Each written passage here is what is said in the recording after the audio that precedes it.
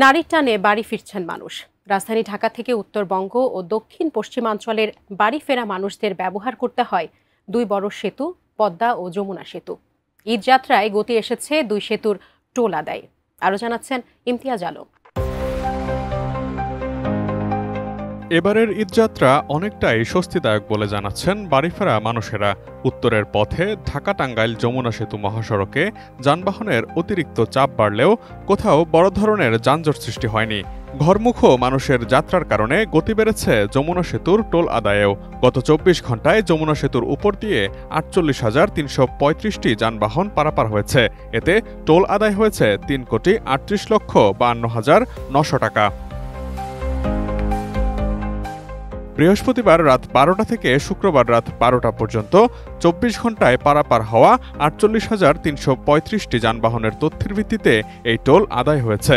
এর মধ্যে উত্তরবঙ্গগামী 30,398টি যানবাহন পারাপার হয়েছে। এতে টোল আদায় হয়েছে 1,90,98,550 টাকা। অপরদিকে ঢাকাগামী 17,937টি যানবাহন পারাপার হয়েছে। এর বিপরীতে টোল আদায় হয়েছে 1,47,54,350 টাকা।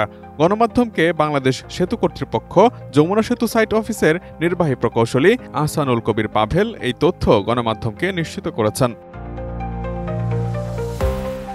নির্মাণ কাজেও আমি বেছে নেই CSRM TMT 500W, committed for better still। এদিকে পবিত্র ঈদ উল ফিতরকে সামনে রেখে একদিনে বাংলাদেশের সর্ববৃহৎ পদ্মা সেতু দিয়ে 39,637টি যানবাহন পারাপার হয়েছে।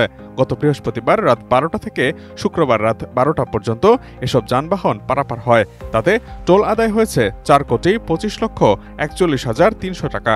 29 মার্চ শনিবার সকাল 8টার দিকে পদ্মা সেতুর সাইট অফিসের নির্বাহী প্রকৌশলী আবু সাঈদ গণমাধ্যমকে এই তথ্য নিশ্চিত করেছেন।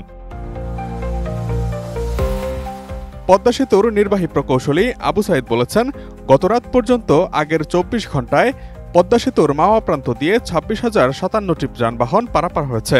তাছাড়া সেতুর জাজিরা প্রান্ত দিয়ে 13,580টি যানবাহন পারাপার হয়েছে।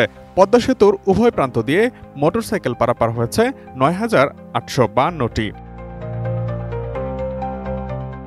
এই হিসেবে গত 24 ঘন্টায় আদায় করা টোল পদ্মা সেতু চালু হওয়ার পর এ যাবৎকালের পঞ্চম সর্বোচ্চ বলছে সেতু বিভাগ।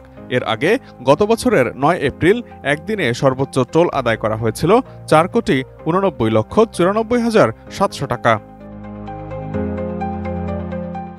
Imtiaz Alam, desk report, ATN news.